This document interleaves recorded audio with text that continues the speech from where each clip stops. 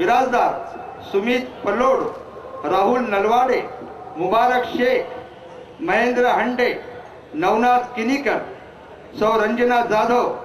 सौ लताबाई भालेराव, सौ कल्पना कांबळे, सौ रेखाताई पवार, सौ विमलताई कांबळे,